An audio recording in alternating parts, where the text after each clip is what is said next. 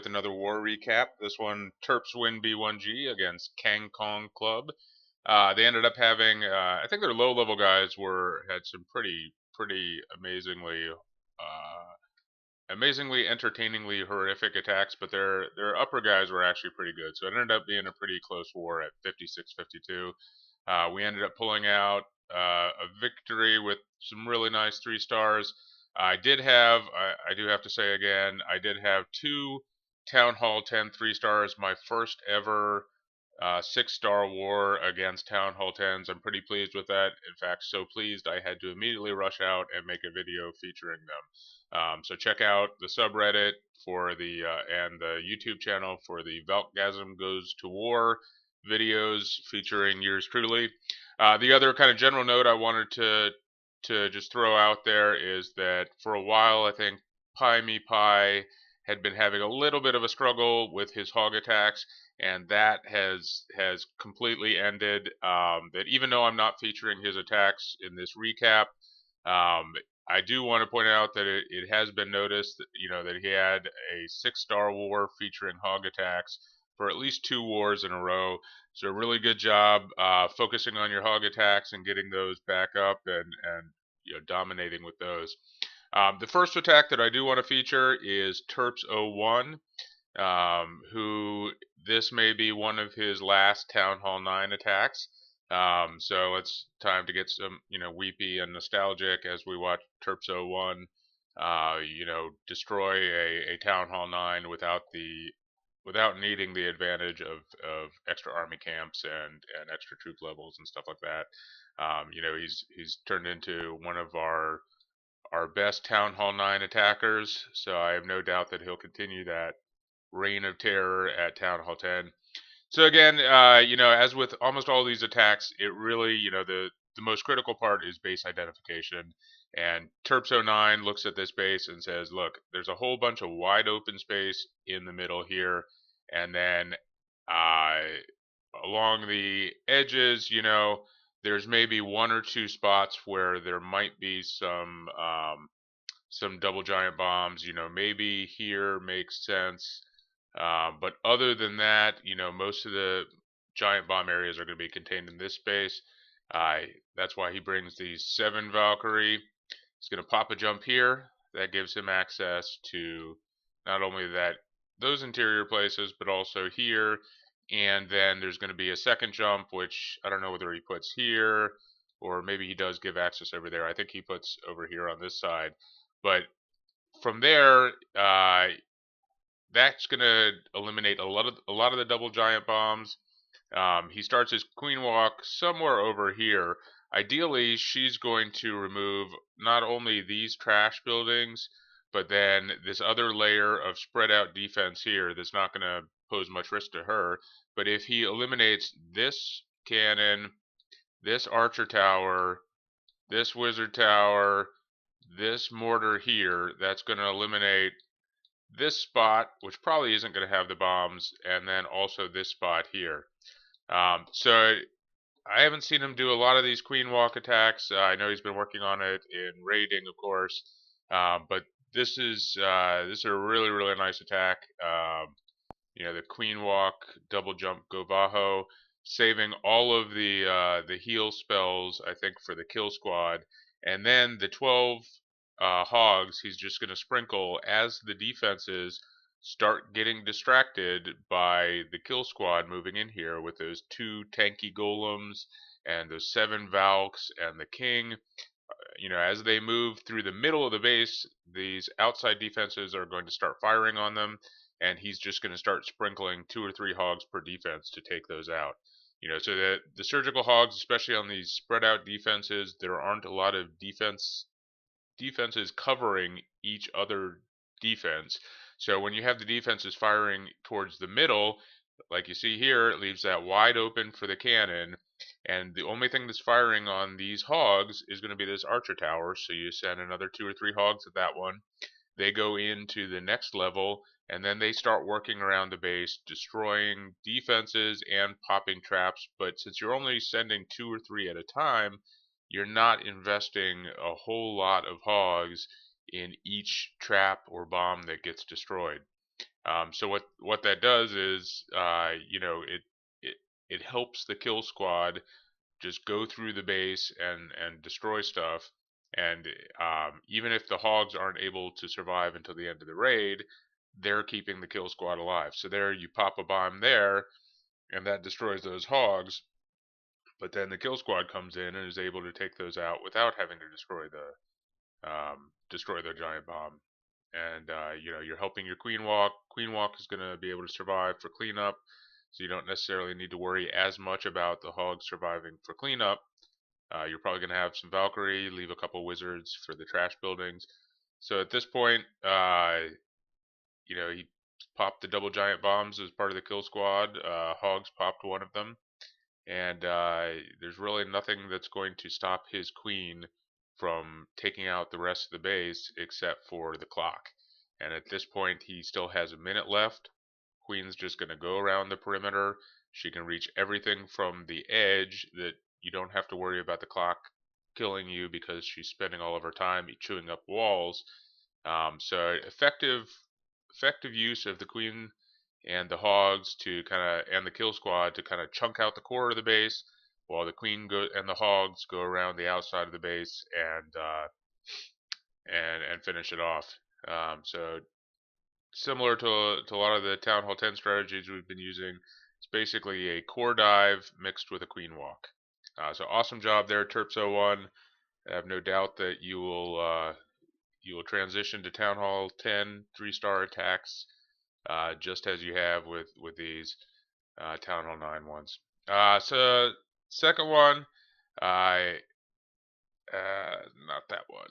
All right, number 11, cronies. We have an attack from Mojo Jojo, which is extremely fun to say his name. So if you haven't said his name, you should just sit around, snorting some weed and saying Mojo Jojo over and over. It's pretty fun. I guess kind of creepy when you admit it to people who are in your clan. But anyway, let's see. So again, we're talking about attack strategies that are pretty similar at Town Hall 9 and Town Hall 10. Mojo does a nice job here of recognizing that this base is basically a ring base that's similar to a lot of the Town Hall 10 ring bases. And the way that you beat a lot of those bases is by having multiple jumps that create a funnel. So that prevents, by having 2 points of entry like this, that prevents your kill squad from just running around the middle. And usually you'd have a lot of damage in the core. I don't know whether he has Tesla here, that just fires, out of the core on, destroys the thing, the kill squad as they start circling around.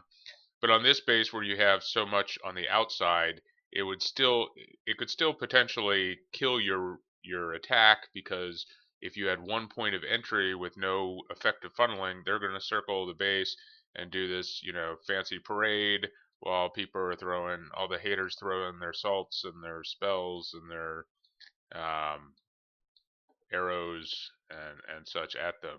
And basically they're just parading around like idiots while they're getting destroyed. So Mojo does again, a fantastic job of base identification. And what he sees is, look, a jump here, a jump here. Yes, that's a heavy spell cost, but that's going to get me in here, and it's going to create a nice funnel through this base, and it's going to, all these wizards here are going to provide a ton of damage. The golem are mostly there for the funneling, maybe take out a mortar, and allow this basically a mass witch gowiwi attack to survive. The heals are probably more for the golem than they are for the witches, but they can also help witches survive mortar attacks, which is pretty big. And since this is a Town Hall 9 and not a Town Hall 10, raging them up and getting them in there quickly is not really that important. That just the sustainability of the attack by having the heals is probably a lot more important. So that's a great idea, great base identification, and then great kind of spell identification also. So here he is. He's going to have the 3 golem, sets a nice wall of defense for those wizards to just clear away the trash buildings on the outside. He is going to break through there with the Burger King a little bit, well, I guess not. It drops the jumps. His wizards have managed to clear out that first compartment. His golem are going to start the entry into the base, and then you just see a ton of witches. Some of them go into the base, some of them go around the base. Drops a couple poisons on the clan castle. Again, with the witches, you don't really need a lot of spell support. So you have some freedom in what you choose for spells, which is why he's able to take those multiple jumps. It's why he's able to play around with multiple heals to survive the mortar attacks. And he just kind of mows through the base with skeleton, a wave of mutilation, skeleton after skeleton, just throwing themselves at stuff. Um, Archer Queen, even though it's not really that high level at 13, just sitting behind the wall of skeletons and some golem and just destroying stuff with her crossbow. So really nice, using a higher town hall level attack on a town hall 9. Again, really good base identification. At this point, he's reached the back of the base. It's a lot of point defenses that aren't going to do that much against skeletons, and just at this point, it's just cleaning up the outer defensive rind. The queen ends up at almost complete health. I don't think he even popped the ability. So really, really nice attack, Mojo Jojo.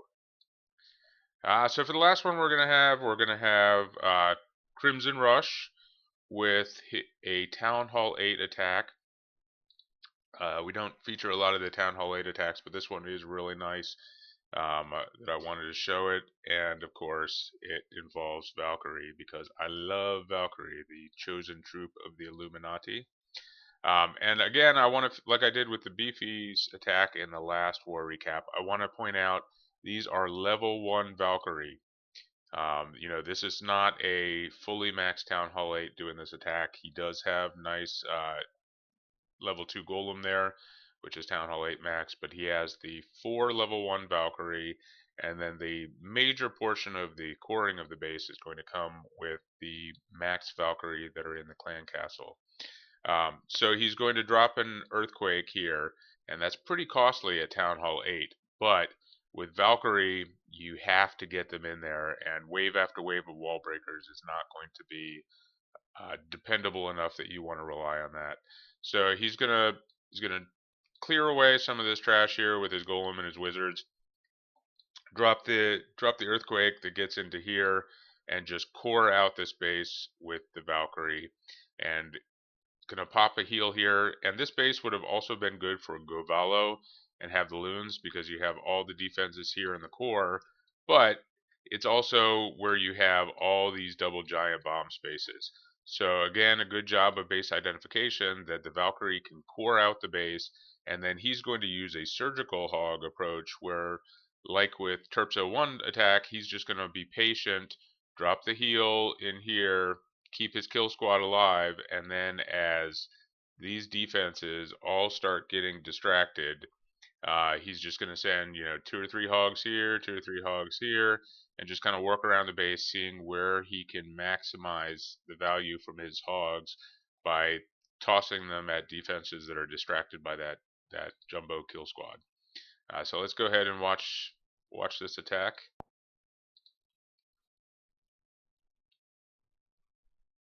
There you go with a lure. And most Town Hall 8s are going to be a pretty easy lure. So you lure out the dragon.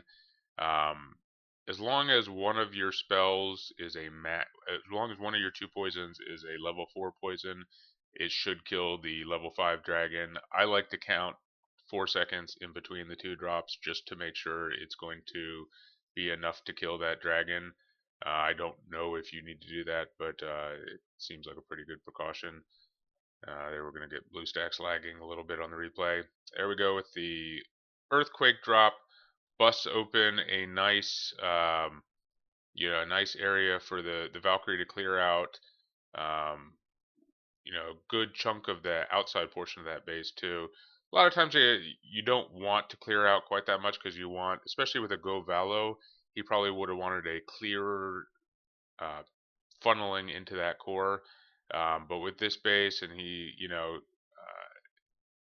especially with the hogs, it's less about getting those air defenses and more about just being patient and making sure that you pop the bombs. It's a little bit of a wall breaker fail, but the Burger King's enough to finish off that job. There you go, getting all that kill squad into the base. The golem still survives long enough to pop some springs. You probably want to make sure, as far as the heal timing, that the golem is on red but not popped yet, and that way he can go into the middle and pop springs for the Valkyrie and help them survive a little bit longer. But there you go with the hogs, just 2 or 3 there, another 3 or 4 there. He's still got 6 left. That cannon's distracted firing at hogs, so he throws some more hogs in there. The archer tower gets distracted, so he's going to throw some more there. One of the hog packs ends up getting destroyed by giant bombs, but at that point, he's still got 5 or 6 different hogs roaming around doing damage. He's still got 4 or 5 Valkyrie that are just chopping up stuff. Burger King's going to town on the town hall, and at this point, it's all clean up. So fantastic attack by Crimson Rush. It's been nice to, you know, seeing you try so many new strategies, and having success with so many new Town Hall 8 strategies.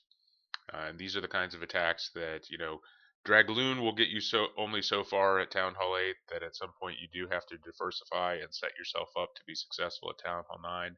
And Crimson Rush is doing everything right with these kinds of attacks. So until next time, let's go Terps.